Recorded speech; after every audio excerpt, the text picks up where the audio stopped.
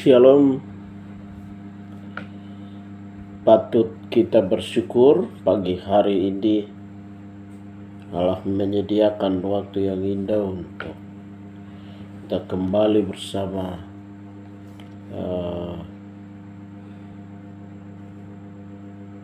hambanya Pendeta Daud Bigome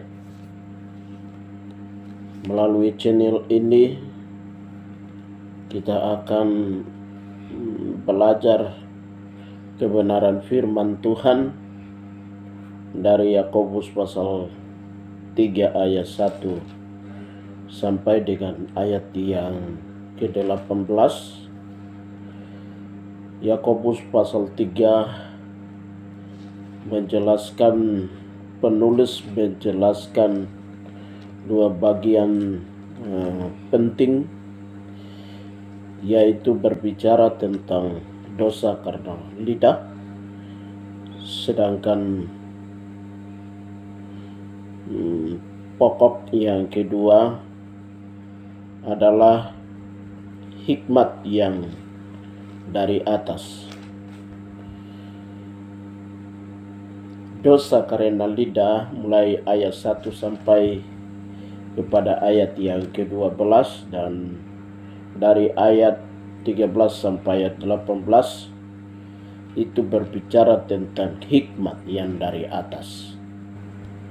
Saudaraku yang dikasihi oleh Tuhan, kita akan baca dari ayat pertama, dosa karena lidah, ayat 1. Saudara-saudara, janganlah banyak orang di antara kamu yang menjadi guru, sebab kita tahu bahwa sebagai guru kita akan dihakimi menurut ukuran yang lebih berat. Ayat 2. Sebab kita semua bersalah dalam banyak hal. Barang siapa yang tidak bersalah dalam perkataannya, ia adalah orang yang sempurna, yang tidak juga mengendalikan, yang dapat juga mengendalikan seluruh tubuhnya. Ayat yang ketiga, kita mengenakan kekang pada mulut kuda, sehingga ia menuruti kehendak kita. Dengan jalan demikian, kita dapat juga mengendalikan seluruh tubuhnya. Ayat 4, dan lihat saja kapal-kapal, walaupun amat besar dan digerakkan oleh angin keras, namun dapat dikendalikan oleh kemudi yang amat kecil menurut kehendak jurumudi. Ayat yang kelima, demikian juga lidah, walaupun suatu anggota kecil dari tubuh, namun dapat memegahkan perkara-perkara yang besar. Lihatlah betapapun kecilnya api, ia dapat membakar hutang yang besar. Lidah pun adalah api, ia merupakan suatu dunia kejahatan dan mengambil tempat di antara anggota-anggota tubuh kita sebagai suatu yang dapat menodai seluruh tubuh dan menyalakan roda kehidupan kita. Sedang ia sendiri dinyatakan oleh api neraka. Dinyalakan oleh api neraka. Ayat 7. Semua jenis binatang liar, burung-burung, serta binatang-binatang menjalar, dan binatang-binatang laut dapat dijinakan dan telah dijinakan oleh sifat manusia. Tapi tidak seorang pun yang berkuasa menjinakkan lidah.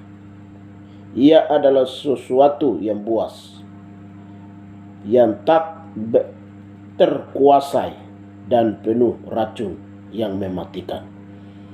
Ayat 9. Dengan lidah kita dapat memuji Tuhan Bapa kita, dan dengan lidah kita mengutuk manusia yang diciptakan menurut rupa Allah. Ayat 10, dari mulut yang satu keluar berkat dan kutuk. Hal ini saudara-saudaraku tidak boleh demikian terjadi. Adakah sumber memancarkan air tawar dan air pahit dari mata air yang sama? Saudara-saudaraku, adakah pohon ara dapat menghasilkan buah zaitun? Dan adakah pokok anggur dapat menghasilkan buah ara?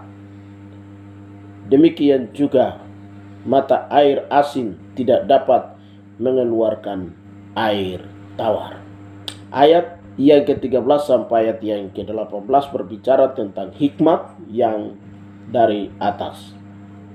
Ayat 13, siapakah di antara kamu yang bijak dan berbudi? Baiklah dengan cara hidup yang baik, menyatakan perbuatan oleh hikmat yang lahir dari kelemah lembutan.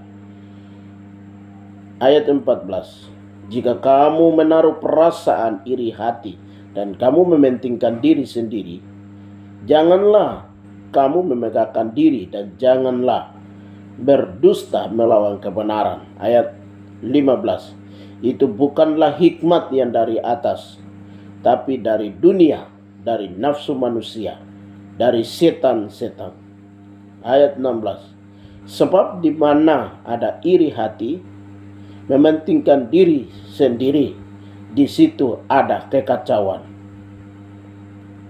dan segala macam perbuatan jahat. Ayat 17, tetapi hikmat yang dari atas adalah pertama-tama murni, selanjutnya pendamai, peramah, penurut, penuh belas kasihan, dan buah-buah yang baik, tidak memihak dan tidak munafik. Ayat 17. Ayat 18 terakhir, dan buah yang terdiri dari kebenaran ditaburkan dalam damai untuk mereka yang mengadakan damai. Puji Tuhan. Demikianlah firman Tuhan. Yakobus pasal 3 ini berbicara. Yang perlu kita garis bawahi di sini adalah bagaimana orang percaya mengendalikan lidah kita. Bagaimana orang kita sebagai orang percaya memelihara lidah yang dibentuk Tuhan. Lidah ini adalah kunci kehidupan, mati atau hidup. Lidah ini yang bisa membinasakan. Ucapan kita dapat membawa diri kita kepada kehancuran. Bagaimana gereja menggunakan lidah yang diciptakan Tuhan untuk menyelamatkan tubuh kita, jiwa kita, dan roh yang telah dibentuk Tuhan. Sebagai orang yang percaya, ayat pertama diberitahukan kepada kita bahwa jangan ada di antara kita yang punya nekat besar. Jangan di antara banyak orang yang terus merindukan untuk mau menjadi guru, menjadi pengajar, sebelum kita mengendalikan diri kita sendiri.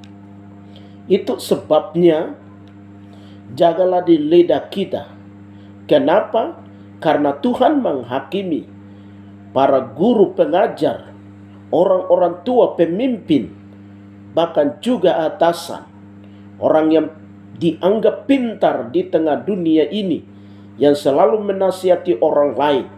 Tapi kalau dirinya tidak mengendalikan dirinya sendiri dalam hidupnya, dia akan berhadapan dengan hari meja penghakiman yang akan dilakukan oleh Tuhan Allah sendiri dan Tuhan akan menghakimi setiap pemimpin-pemimpin yang punya kerinduannya besar untuk egonya tinggi, untuk melayani seolah-olah dia melakukan egonya tinggi, atau mengajarkan pengajaran-pengajaran yang menyesatkan orang lain. Penghakimannya itu akan dilakukan Tuhan secara berat. Ini luar biasa. Itu sebabnya di dalam ayat yang berikut tadi, ayat kedua dan seterusnya itu, maka itu lidah jaga baik, karena lidah ini bagaikan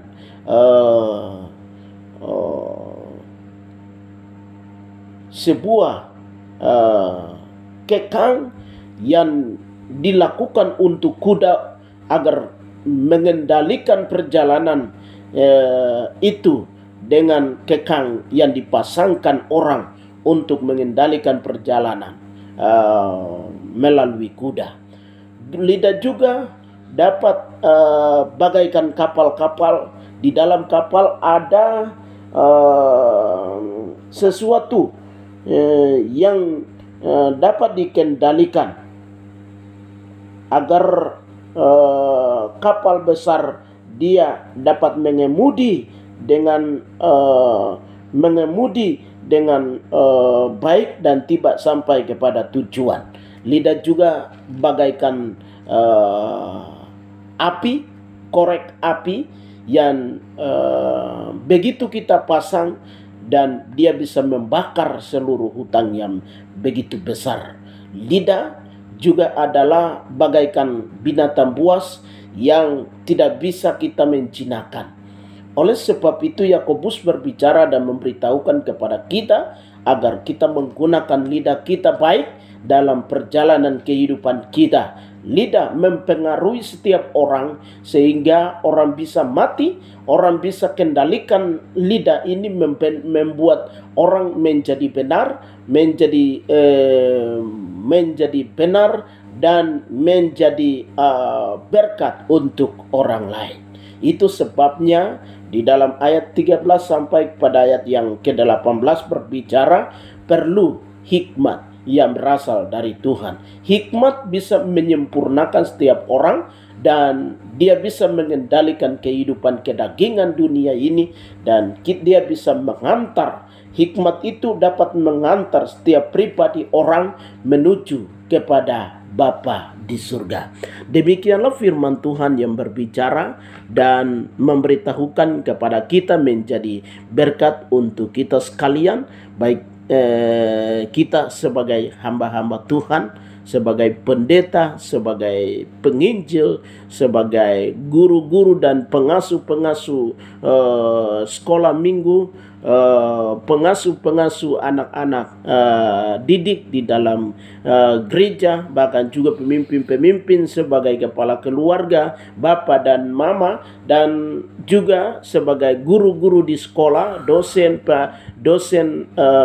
bahkan juga para penasihat, pemimpin-pemimpin. Itu firman ini disampaikan supaya lidah ini kita terus jaga, dan jangan ada di antara kita ada perkataan kotor, dan perlu kita waspada terhadap setiap pengajaran-pengajaran yang kita berikan kepada orang lain, agar perkataan kita tidak membakar diri kita, dan perkataan kita tidak membawa diri kita kepada hukuman yang paling berat. Tuhan Yesus memberkati kita sekalian. Shalom.